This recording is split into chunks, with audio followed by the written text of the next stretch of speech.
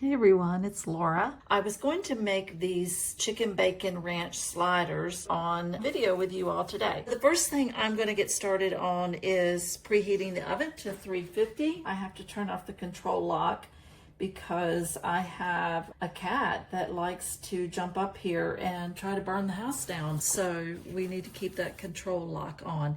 Next, I'm going to start with the bacon slices. So I've already washed my hands and I need to fry 8 slices of bacon. So I'm using the Aldi brand of bacon. Aldi is a local store that we have here in North Carolina. They recently got one in Delaware, so I'm not sure where all of the Aldis may be, but it's a great little store. It has really good prices. I got groceries for the week yesterday and it was $100.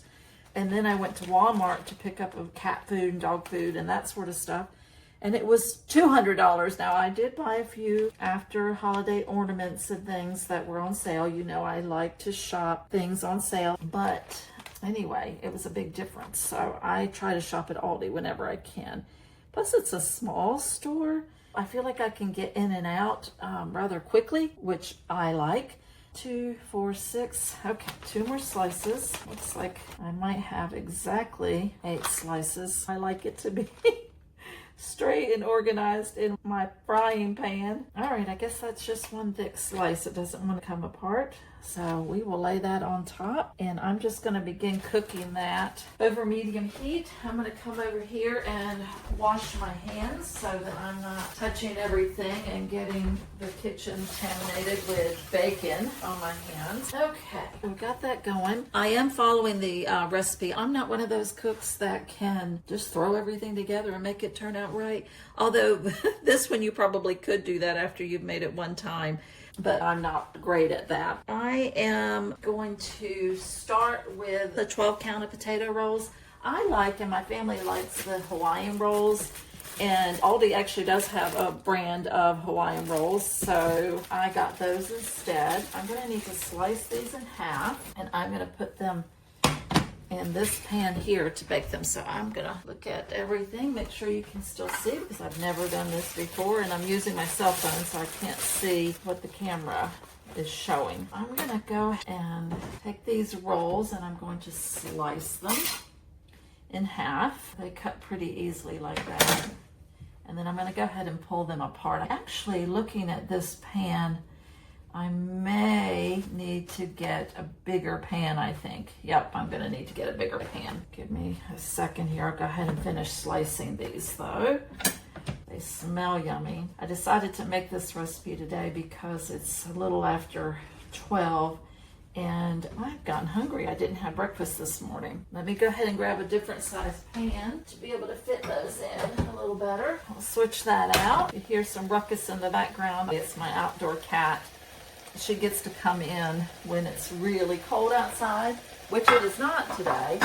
We actually had a tornado warning earlier today, and one of my trees fell down in the backyard when it got windy. So I let her come in. I've got those sliced and they are in the pot, although we are going to make a butter mixture that we're going to put on the bottom and on the top of that. So that's the part that I'm going to do next. I need to soften the butter. It calls for a half a cup of butter. That is actually 1 stick. I'm going to go ahead and turn on the burner. And I'm going to put this kind of on low right now. I don't want it to cook too fast. I don't want the butter to scorch, basically. I'm just going to get this started once I can get it open. This one is salted butter. It doesn't say whether it needs to be salted or unsalted. You are going to be adding some garlic salt to it, so if you're not keen on salty taste, then you might want to do the unsalted butter. I've got that in the pot to soften, and then I'm going to add 1 tablespoon of chives. Now it does call for fresh chives. I'm not going to chop up fresh chives when I can use perfectly pre-chopped chives that I purchased at the store. I need to get my tablespoon measure out, and because I may spill, I'm just going to do this over here. I have been known to tap too hard and everything flies out, and then I have a mess on my hands. So I'm going to go ahead and put that in the pot and scooch the bacon around a little bit. This recipe would be perfect if you're planning a New Year's Eve party. It's a food that you serve warm, that you can eat what you're going to eat now, you serve to your family, and they do reheat pretty well in the microwave. Okay, added in the chives. Next I'm going to put in the garlic salt, and it calls for 1 teaspoon of garlic salt. Because I'm not confident in my cooking, I try to make everything pretty level so that it doesn't get a taste that's a little overbearing. And then onion powder, so that is a 1/2 teaspoon. Here the bacon is really sizzling. I love the smell of bacon. We're going to let that mix together. And I'm going to try to find my pastry brush. Let's see if it's here in the dishes in the sink that still need to be washed. I recently bought the Dawn Spray dish soap. I really like it. My daughter likes it as well. I feel like I'm less wasteful with the spray. You know, it comes out in a fine mist. For those of you that have seen my channel before, you know, I started my channel about how to save money. The single mom, always looking for ways to save money. So that will be a common theme throughout. Okay, we've got the pastry brush there. And the rubber spoon. It's kind of big for this little saucepan, but I want to stir this mixture together as the butter is melting.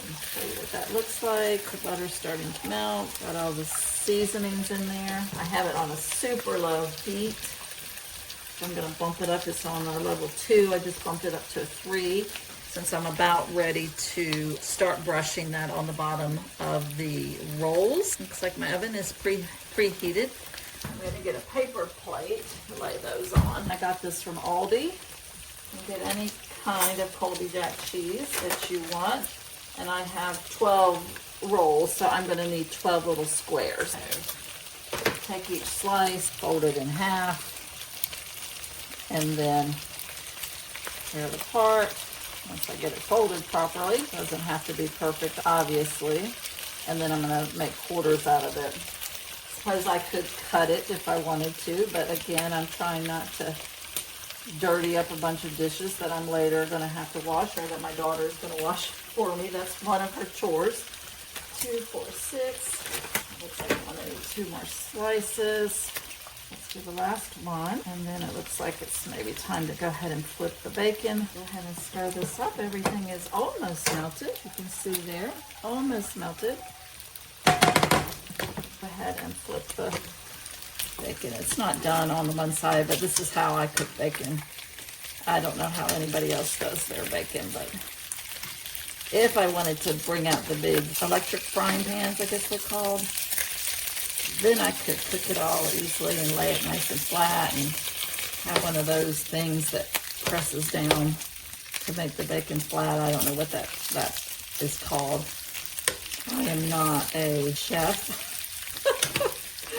In fact, I don't generally like to cook, but for health reasons, it is my goal to try to cook a little bit more. I have diabetes, so I can better control what I am eating if I'm making it at home. And I do eat bread, as you can see. I take medicine as well, but I was able to get off of my medicine prior to me losing Dad, and then after I lost Dad in 2020, I didn't manage my diabetes well, so I had to get back on medicine. But the goal this year is to slowly be cooking more keto type, low carb meals so that I can get to the point where I'm not on my diabetes medicine anymore. Okay, let me look at these rolls. I want to make sure that they're going to open easily. I see a couple here that are getting sludged through very well. We're going to brush the bottom of these with the butter mixture, and then you're going to put the ingredient inside. The butter has completely melted. Looks very nice. I'm going to turn this burner off and lay my spoon over here in the sink. And now I'm going to begin to brush the butter mixture on the bottom of the roll, just like that. This little pastry brush is perfect, as you can see. That's what it looks like. This part of the recipe, I would say, is what makes these little sliders the most delicious. I made these for the first time last Christmas, and liked them so much, and my family liked them so much that I was going to make them again this year. We did have plenty of food to eat though. As I said, I ran out of time. Sometimes I'm not the best at planning the timing of my meal. And this year my daughter helped me. We made some cute little reindeer pretzels that I saw another lady on YouTube. It was her recipe. So we made those, and then we made some gnomes using bugles with white chocolate and M&Ms. Those were very, very cute. This part doesn't take very long. I'm almost done brushing this on. Doesn't have to be perfect. I try to make sure that each one gets some seasoning on it. And then I'm just laying these in the glass Pyrex dish that I'm using. It's not greased or anything like that. It's not necessary. With the butter that you're putting on the bottom, it doesn't stick, or at least it hasn't. On the previous time that I made them, you know, there's always a first time for everything. That's my cooking motto. If it's going to do something crazy, then it's going to happen to me. So that's ready. Let's look at the bacon again. See what we've got here. Some of these pieces are looking really, really good. I like to move them around a bit. I want to make sure everything is fully cooked, so I just start moving them around. My burner is probably not big enough for this size pot, so I just have to finagle it. This one is looking really good, almost. It's just cooked on the ends. That's kind of where the pieces that were draping over closer to the side are the ones that need to cook a bit more. I really do need to look into getting one of those little things that holds the bacon flat. That way it doesn't curl up and then you don't have pieces that are not cooked all the way. Sometimes I'll lay my tongs down like that so it can hold that piece down. Okay, moving on to the next step. We are going to layer half of the cheese on the bottom. I don't remember doing cheese on the bottom and on the top, but let's look at the recipe. 12 slices of Colby Jack, so I did 12 pieces, so hopefully I'll have enough cheese. If not, it'll be fine. Let's go ahead and put half the cheese on the bottom. Now, I don't know if you can see. Let's move stuff around. That butter mixture is sitting over there because you're also going to put it on the top. So let's go ahead and layer. Probably have a backache later because I'm leaning over the stove. I don't have a proper setup for making YouTube cooking videos. This is my first one. I hope you will try the recipe and that you will like the video. I do have a nice camera that I could use, but again, just setting it up is an extra step that I haven't done. So I'm going to go ahead and take apart some of this cheese since I know that I'm going to need 12 more, since it says that it should go on the top and the bottom. And again, it doesn't matter that it's straight or not straight. It's going to go in your tummy, and all of it goes to the same place anyway. See how much we got, because I'm not good at folding and counting at the same time. 2, 4, 6, 8, 10. Looks like I need another half of a slice to add in, and then I'm keeping a close eye on this bacon because it is cooking up pretty quickly. I'm going to need to grab some paper towels to pull that off. I'll put the cheese back in the fridge, and let's get some paper towels so that we can lay the bacon out to take off some of the grease. Some of these pieces are looking really good. Look at that. It looks really, really good. Got one piece here that's not cooking. He's not in the center. You know, my pot cooks best in the center. Does that say my pot is old? I don't know. I'm going to use the pot until it gets all messed up and can't be used anymore, because why be wasteful and have new stuff all the time? It's not necessary, in my personal opinion. I've got 2 pieces here that I want to cook up a little bit more. I'm going to put this one in the grease a little bit. I'm going to try to lay my tongs again down on that one so it can cook better. Next, we are going to put the sliced chicken breast on top, the thinly sliced deli chicken breast. So I did purchase this at Walmart, and I asked for it to be sliced thin, not shaved. I can move this over so that I'm not stretching so far. I've got a few drops of butter that I like to wipe up. So next, we're going to put the chicken on. My daughter has eaten some. I've eaten a couple slices, so I should still have enough. If not, we'll do a little bit less on one piece. So I am just folding, bunching it up, and sticking it on there. Doesn't need to be fancy in any kind of way. Some of the pieces are tearing, so I'm not getting a full slice, and that's okay. I'll use those little pieces to pop off somewhere else if I need them. I'm just kind of layering them on there, trying to get them all on the roll itself. Here's a close-up. I'm just jumbling it up like that. It's nice and fluffy. Let's check on this bacon. This piece looks good. I'm going to turn that off, lay it on my paper towel to help drain some of the grease, and do that with the final piece. I'm going to move this over here so that gets out of the way. All right, looks like I've got exactly enough turkey left. That's awesome. Last two pieces. I suppose you could do this with ham and Swiss. Would be really good. Let me throw this away and then I'm going to wash my hands. Don't want to contaminate anything. So we've got the chicken on top and we now need to do the bacon crumbles. I'm going to take another paper towel. Paper towels are something that I use a lot, and I'm just going to press off any grease that is remaining. Put that there. I'm going to break the bacon into a couple pieces and then layer it with the other piece of cheese, using up all of the bacon. I'm not counting this out or anything like that. If there's some pieces of bacon left, that is fine. That also heats very well for breakfast the next morning. I just want to make sure that I don't run out by overestimating. It says to do bacon crumbles. I'm doing a partial slice. I could crumble them more. It's really your total preference. Whoops, forgot the cheese on that one. These are the kind of recipes I like. They're pretty simple, easy to do, and they taste delicious, you guys. This is so yummy. I'm just breaking up the bacon, putting it on. Can you see how I'm doing it there? Just doing a nice little pile of bacon. I'll come back in and fix these after I'm done. Instead of having to take these rolls on and off and everything that I'm doing, I could have just laid the top layer on the side, but I didn't think of that until right now, so it's not a big deal. Oh, the bacon is the perfect amount. Here we're going to have a couple little pieces left, so when I raise them again to add the last component, I may add more if I think I need it, but looks like I'm going to have one slice left. And there's the cheese. Perfect. The next step is to put ranch on the inside. I just use Aldi's brand of ranch. If you have your favorite brand, use that. I'm going to drizzle it like that. Doesn't have to be perfect. Got some all over the place. That's why I wanted to put it in a pan where they could be really close together.